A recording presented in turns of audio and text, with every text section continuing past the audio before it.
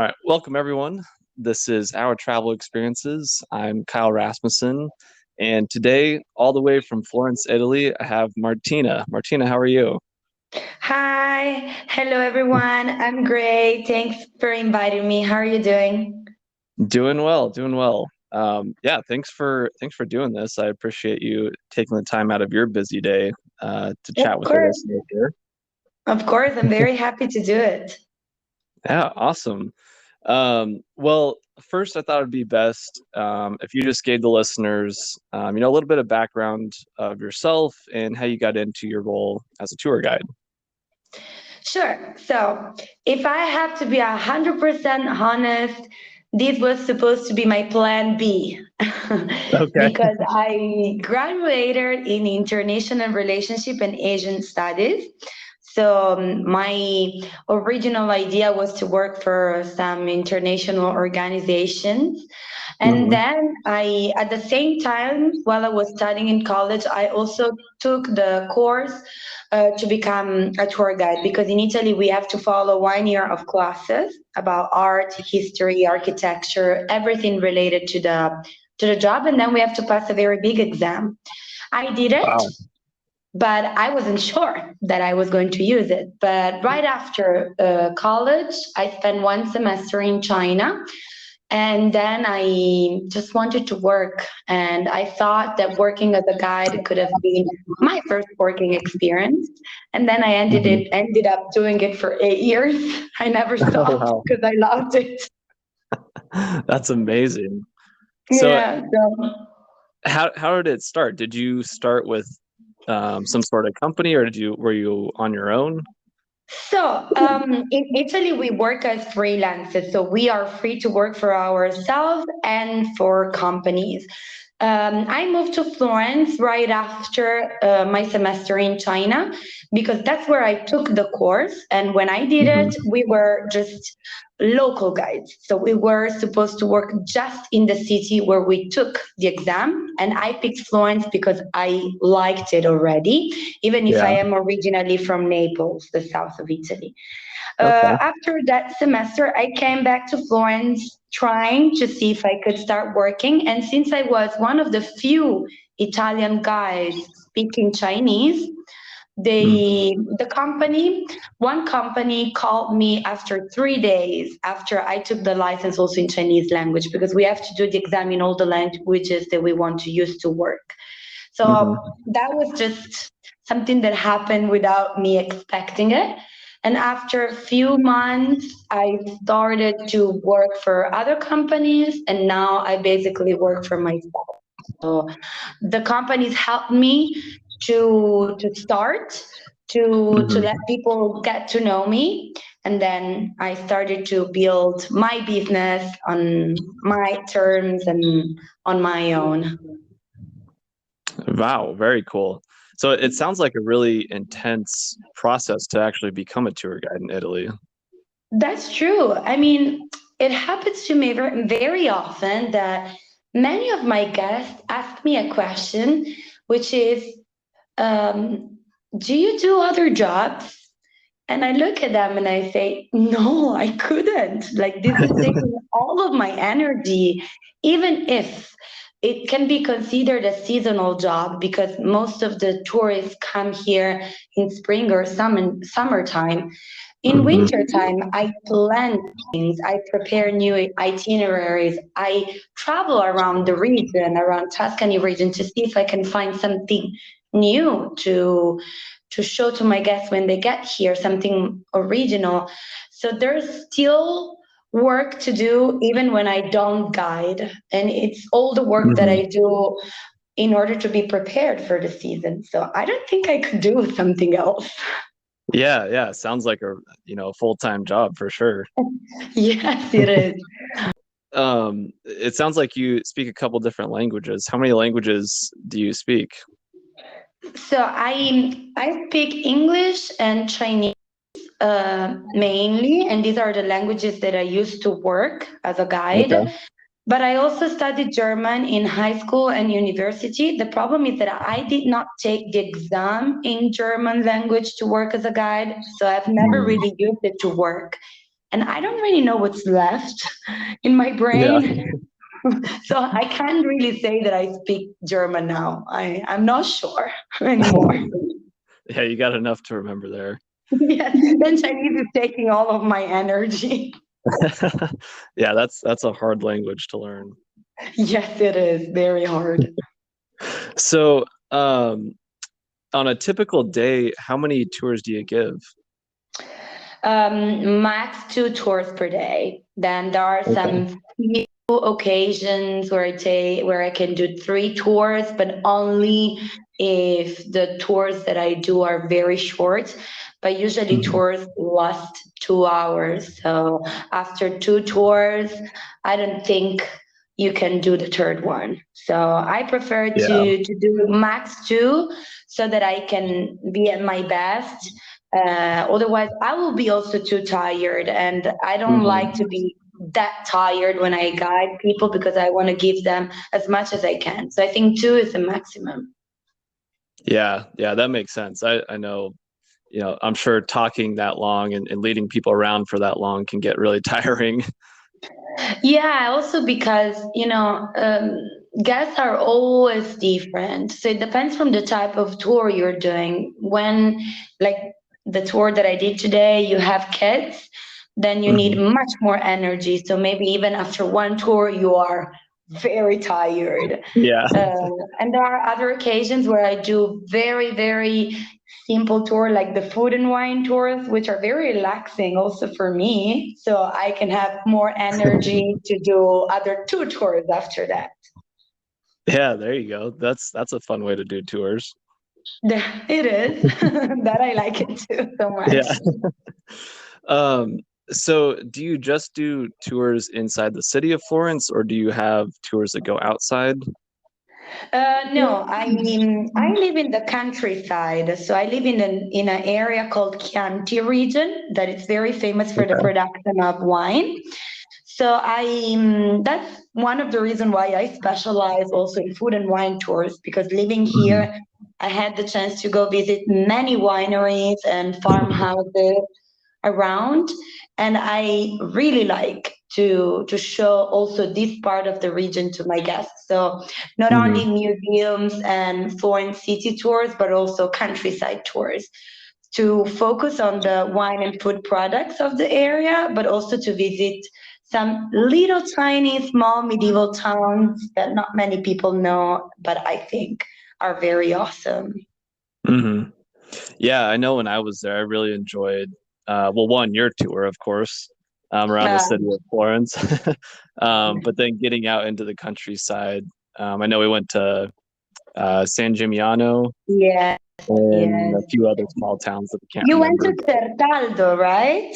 You went yeah, to yeah, Certaldo. This is yeah, one of my favorite places in the countryside of Tuscany. I really love that place. yeah. It's so beautiful. I mean, the whole Yes, area is just it, yeah, it's. I can see why so much amazing art has come from that area. yes, yes. True, true. Um, so with the food and wine tours, what I guess what food or wine do you recommend to the guests? It really depends from what you are looking for. So when someone contacts me, I always like to ask what their expectations are. If they're looking for big wineries, like big names that are known all over the world, or if they prefer to find local small wineries just to Mhm. understand a bit better about the wine production and taste some of their local products. So I always like to start from that. And then I pick the winery or the farmhouse according to what my guests say. Mhm. The big names, pretty much everyone knows them. So I always try to kind of sponsor the small wineries because I think it's very important to support also local business. And also because this is a very important thing. In order to taste very good wine in Italy, you don't have to pay that much money. You can have very good wine for 10, 15 euros. So Mhm. I think it's always important to remember that not always paying that much money means having good quality, high quality. So I think this is also important when I try to arrange my tours. Yeah, yeah, that's definitely a good thing to know.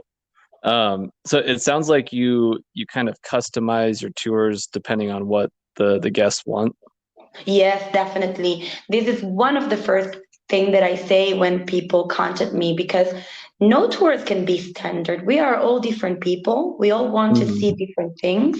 We want to experience different things. So maybe I can give you an idea. Maybe I can tell you what the most famous things are, because maybe it's your first time in Florence and you can't miss the Michelangelo's David or the Botticelli's painting in the Uffizi Gallery.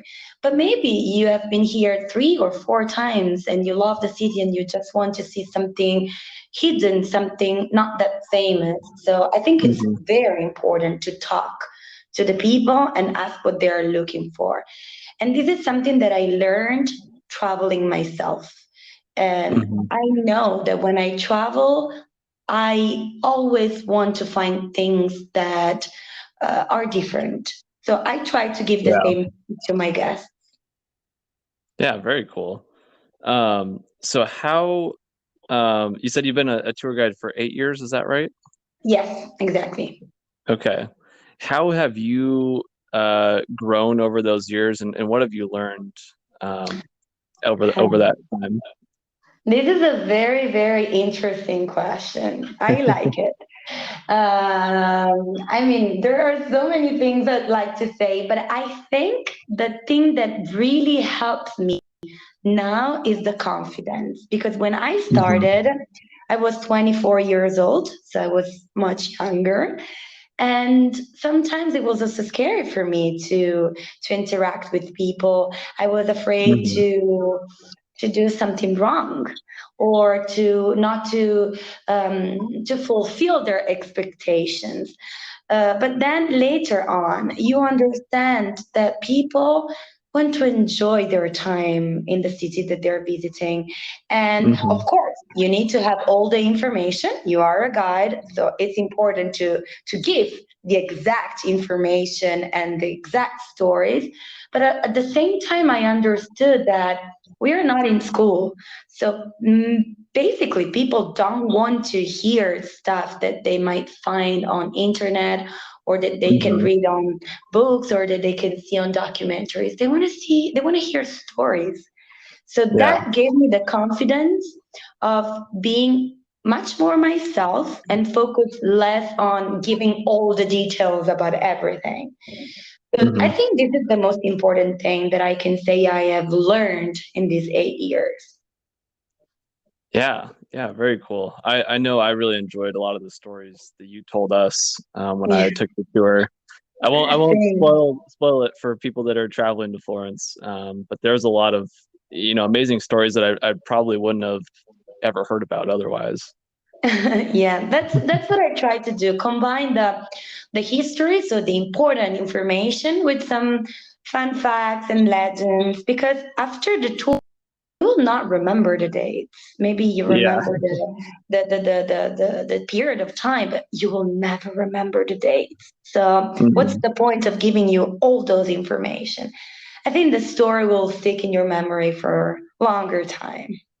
Yeah, yeah, I definitely agree. Especially when you travel a lot and you're getting a lot of dates thrown at you. True, It like it all jumbles together.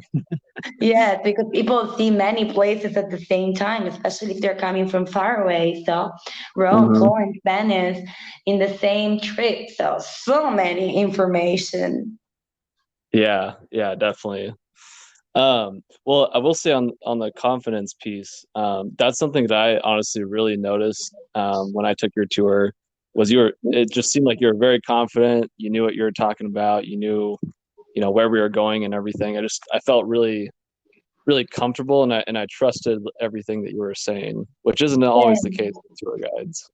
Thank you. This is something that makes me very happy, because when I've started to work as a guide, what I've always wanted to do was to make people feel kind of safe in my hands, Hmm. and to trust me that everything we're gonna do together is real, is authentic.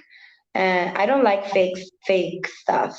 No one Yeah. likes fake stuff when we travel. And this is something that we are always afraid of, to find someone that is just pretending to give us a good service, but then at the end it's not, or that they force Hmm. us. They try to kind of impose us something, uh, Yeah.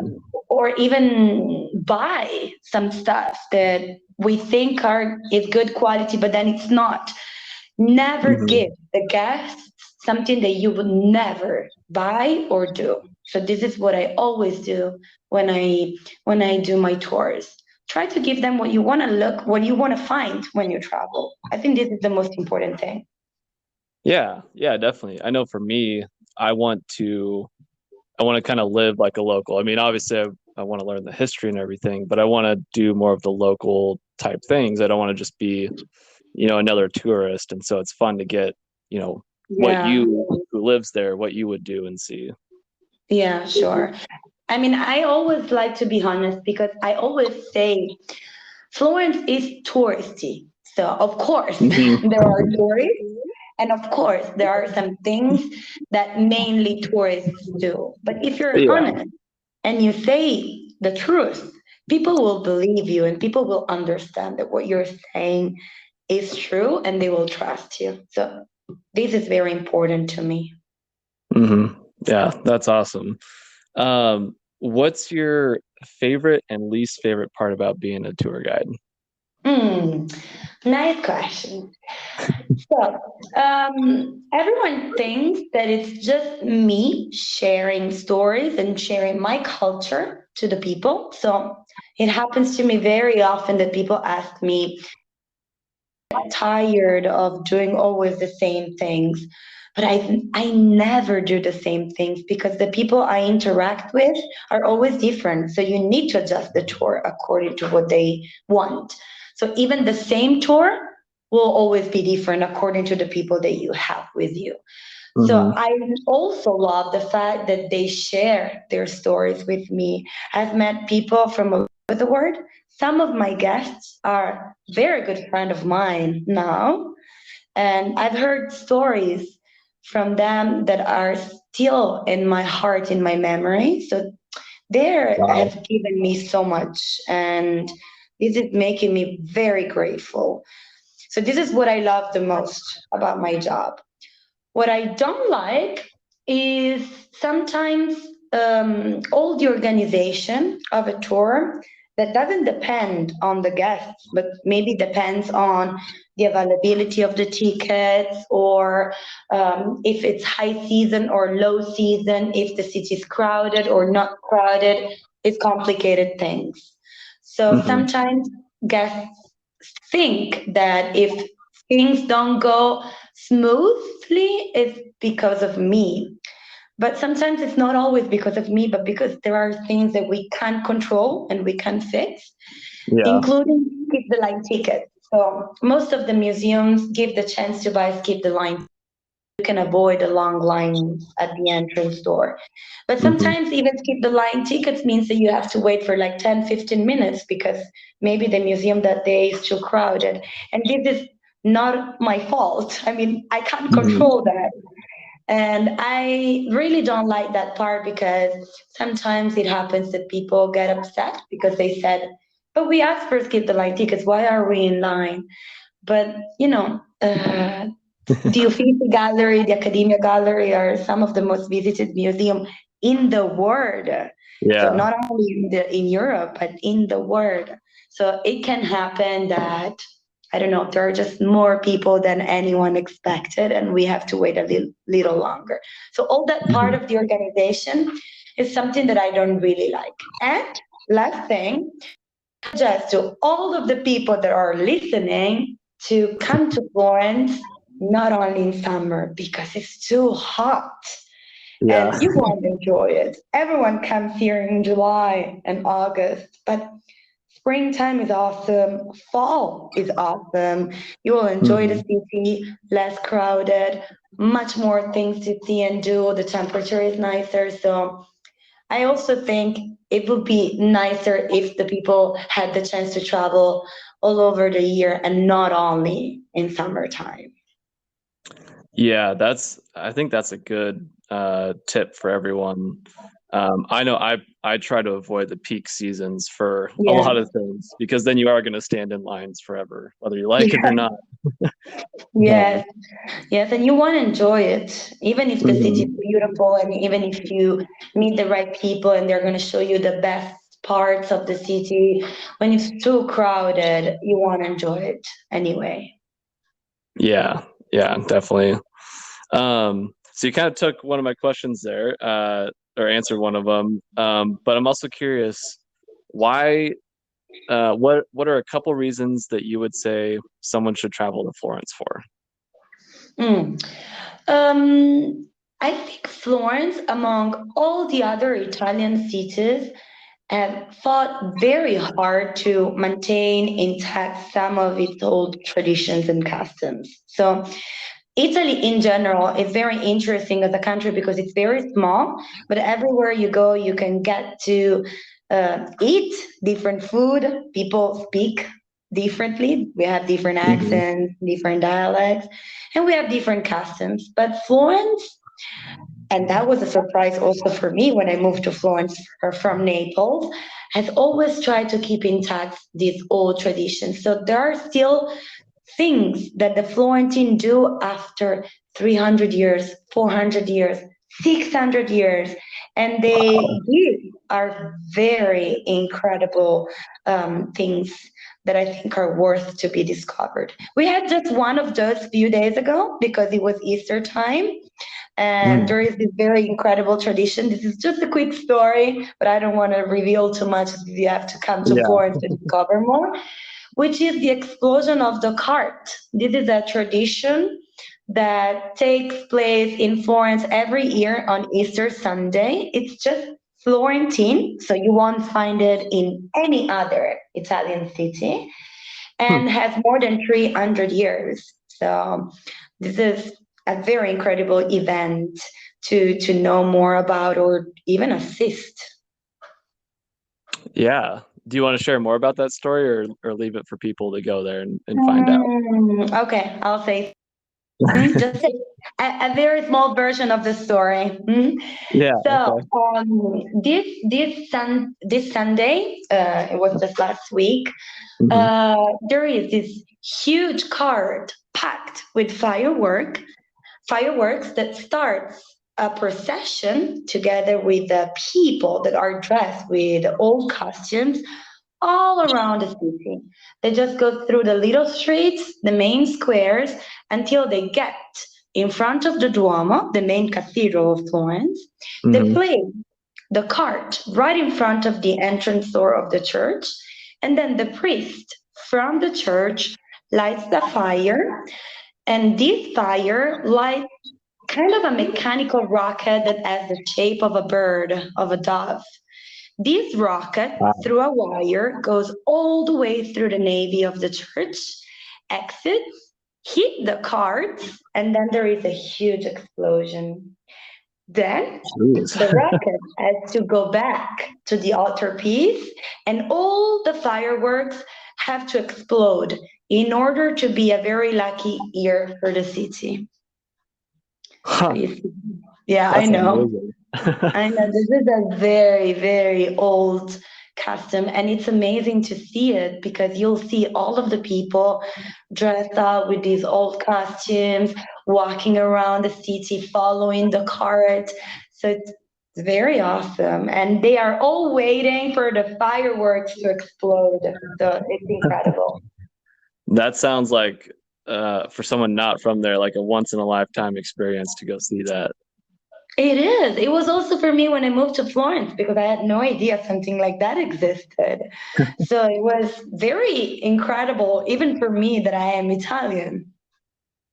Yeah, wow. That's one of the things I love about traveling is finding out little things like that that's so unique to one specific area. Um, True. this is some, I mean, that's something I would never see in the US here. Yeah. Uh, I mean, Italy is very incredible for that because we everywhere you go, you will find something original and a particular custom, a particular tradition that is worth to be discovered. Hmm. Yeah, yeah. There's so much history and so much tradition there. Um, Yeah. I learned about that on your tour. Hope you uh, remember stuff. yeah, it was a memorable time. So why should someone sign up for one of your tours? Okay, so I think this is maybe related to what I told you before. I I am a traveler myself, Mhm. so I always try to give my guests the same type of experiences that I want to find when I travel. So no, I don't think everyone does that. Also because not everyone was as lucky as I was to travel that much. I have to thank my parents for that, who gave me the chance to travel on my own since I was 15 years old. And I did Wow. many experiences all over the world, in South Africa, in China, in Switzerland.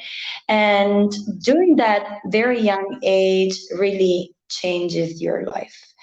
So Hmm. the way I travel, I think helps me a lot to make my guests live incredible experiences also when they are here. And of course, as I told you before, all my tours can be 100%, as I like to say, be tailor made. Hmm. So you just tell me what you like, what your preferences are, and I will create the perfect itinerary and the perfect tour for you. So no tour will be the same. Yeah, that's very cool. So with customizing the tours, are you reaching out to your guests like a week or two in advance and asking them those questions? Yes, yes. Sometimes I even like to, because I don't only do artistic tours or food and wine tours, but I also do a lot of shopping tours, especially focused on craftsmanship, which is famous for local artisans. And sometimes people, actually, very often, people ask me that they want to buy local things like, I don't know, Hmm. leather or perfumes, which are some of the local products of Florence. So sometimes I like to prepare a paper with some questions where I ask my guests some questions about what they are expecting to find and what their preferences are. And according to their answer, I select the shops that I think are perfect for what they are looking for. Similar things I do with the museums or the food or anything else that I like to include in my tours, like today for the kids. So if you are traveling with kids, then the tour has to be different because kids need to be engaged, need to do fun Hmm. things in order to walk for 2 or 3 hours and Yeah. listen to a stranger talking to them. So yes, I talk a lot to my guests before they get here so that I can be prepared and I can give um, a perfect service to them. Yeah. Yeah. That's awesome. How can people sign up for your tour? So I have a website. So on my website, which is florencewhatelse.com or I don't know if it's popular in your countries, but there is a very famous advertisement about coffee with George Clooney in Italy Oh, that yes. says Nespresso. What else? Hmm. That's how I got the idea. So Florence. What Okay. else? And that's the name of my website and also the name of my socials, so Facebook and Instagram. So people can find me online on these channels. And I also like to post some videos on YouTube so that they can have a sneak peek of what they can find and what they can see here in Florence.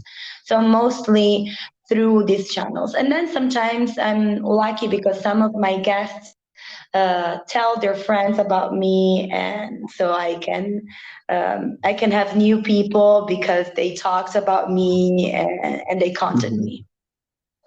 Yeah. Okay. I'll have you send me all those links and I'll put them in description of the podcast, Sure, so sure, of everyone course, of can course. find it easily.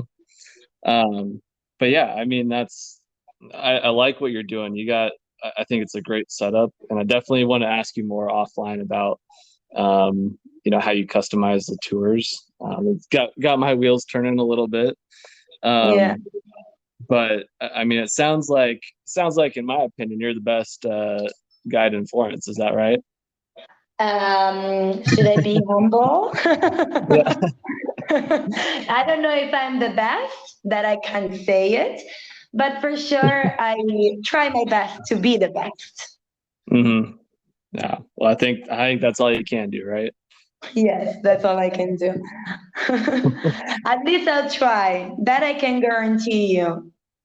Yeah. I like it. I like it. Um, I guess I have a question about the cost of it. Is that something that you want to share, or something that, to be private, I guess? Excuse me, I didn't hear you. What was the question about? Oh, sorry. I was wondering, in terms of cost, is it, really high cost, or is it pretty cheap and Okay, so reasonable? the tours that I arrange are always private. So Mhm. this means that it's going to be just you and whoever is traveling with you. Yeah. So this means that the costs are a bit higher than group tours because when you hmm travel with a big group, you can share all the costs. So I think it kind Yeah. of depends on the amount of people uh, are traveling with you because hmm my costs are fixed. So I always give the cost according to the time that I spend during the tour. So if it's 2 hours tour, Okay. 3 hours tour, or if it's a full day tour, because sometimes they ask me to be with them for 6 or 7 hours. But Wow. tours can start from €100 up hmm to 300, depending on the amount we're going to spend together and the amount of activities we're going to do together. hmm Yeah, which, I'll tell all the listeners, that is a very reasonable price for what you're getting. Okay. Yeah. Getting the I mean, best I guide in think it Florence. depends. I also think depends from, I think it's very personal because maybe hmm someone thinks that they expect to spend like 20, €30 per person. But the problem is that this is possible when you do group tours. But this means that the Yeah. tour cannot be personalized according to hmm your request and you will be with people that you don't know. But if you book directly through, then it's going to be private. It's going to be just you. You can tell me what you like, and I can adjust it according to your preferences. So this means that it's a bit more expensive, but you're also getting a much more special service. Yeah. Yeah. Definitely agree with that. Um, I guess any other things you want to share about Florence, or being a tour guide, or any fun stories you want to share? I mean, besides telling you about the fun facts of Florence, I think the important thing is that I want to share with you is just an advice that I want to give you. hmm Okay, as I told you before, Italy is a small country, but wherever you go, you have the chance to eat and experience something different. Each place in Italy has a particular food, and I really, really suggest you to discover what the local foods of the city you're visiting are. Florence is not that famous for pizza because everyone wants to eat pizza when they're here, Yeah. but is much more famous for the Florentine steak or the schiacciata, which is a type of focaccia that we filled up with different products like cheeses, vegetables, or even hmm prosciutto or any other product.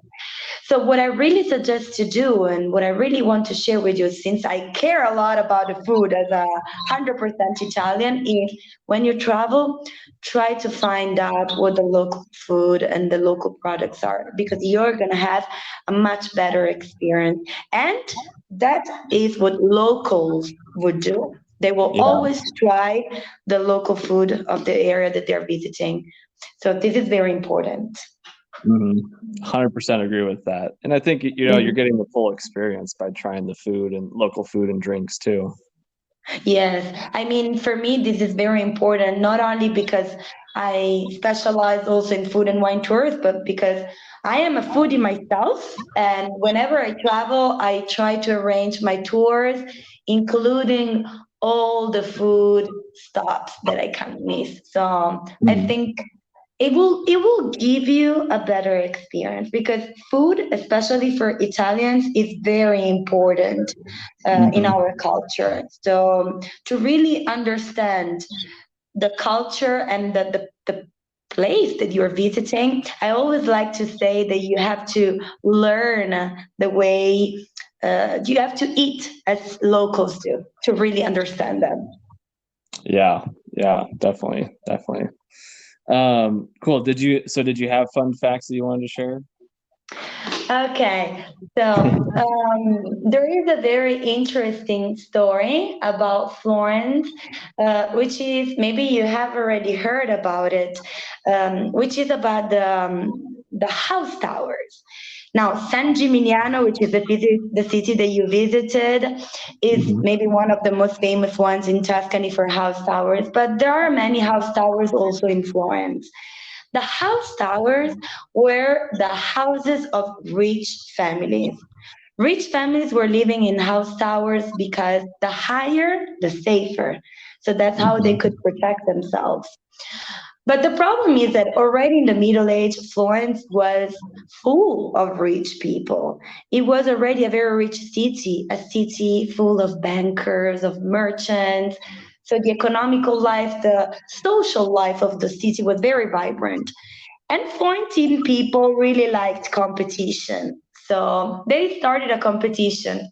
Who had the highest tower? So many towers were built in the city until the government of Florence decided that this tower couldn't be taller than the bell tower of the cathedral, symbol of religion, and the Mhm. tower of Palazzo Vecchio, symbol of politics. This is why many towers got destroyed or even chopped off to make them shorter. But there's still one tower that is considered one of the highest in the city, that is called the Chestnut Tower. But to understand why the name is Chestnut Tower, you need to come to Florence. I have already told you. Yeah, I know. I'm intrigued. This means you have to come back. I don't know if I told you this story when you were here. I don't think so. I don't remember Ah, that you see, there's always one. more to discover. Oh, definitely. I feel like every time you visit, there's something new you learn or see, or even maybe even just experience it differently based on you know, as your True. life has changed over the years too. Yes, that's true. That's true. Actually, I'm curious, has that happened for you over the 8 years? Have you noticed different things or kind of, Of enjoyed the city course. differently? It happens to me. No, I can't say every day, but very often that I discover new things and that I start including these new things I discover or new stories that I discover in my tours because Florence is a surprise for me as well. It's a Hmm. tiny city, especially if you compared it to Rome or Naples or Milan, but every corner of the city has something to tell us. And I am still discovering things myself. So definitely, definitely. Yeah, yeah, I love that. Um, awesome. Well, anything else you want to share, Martina? No, I think I told you everything important. If you have some questions, you can also have a look at the website. There are also nice tips that I like to give to my guests. So not only Hmm. you can find the tours that I arrange, but you can also find a blog where I talk about some of the things that are interesting in the city or some of the customs. So I don't really think there's something more. Yes, I think I told you everything important. Yeah, definitely. Well, I know I've really enjoyed your content, your blog, and the different posts that you've put on social media as well. So I Thanks. definitely encourage everyone to go check that out. And just remind everyone, where can they find you? Okay, so website is florencewhatelse.com, and then you can find me on Instagram as Florence What Else, and on Facebook also as Florence What Else, and on Okay, YouTube at Martina Florence What Else. perfect. Well, I will definitely go subscribe to you on YouTube now too. Yes, you will find some fun videos. There will be some more soon. This was a busy week, but I will post something new soon. Yeah, perfect. Well, I'm looking forward to it. Um, yeah, well, thanks again, Martina. I appreciate you taking the time to chat with me today. I know I really enjoyed the conversation and definitely have a lot better insight into what it's like being a tour guide in Italy. Yeah. And I hope that all the listeners got something out of it as well. I know for me, next time I'm in Florence, I will most definitely take one of your tours. Because I gotta hear the rest of that Chestnut Tower story. Yes, now I made you curious. Yeah, I'm gonna have to go Thank you book a so flight much for tonight. inviting me in your podcast. It was very nice for me to talk to you again and to share some of my experience and some of my stories with you. Yeah, I loved it, and I know the listeners will as well. So thanks again, and everyone who's listening, go to Florence and take Martina's tours. You definitely won't regret it. Thank you. Thank you so much. Bye Yeah, bye. awesome. Yep, have a good one. Bye, everyone. Ciao.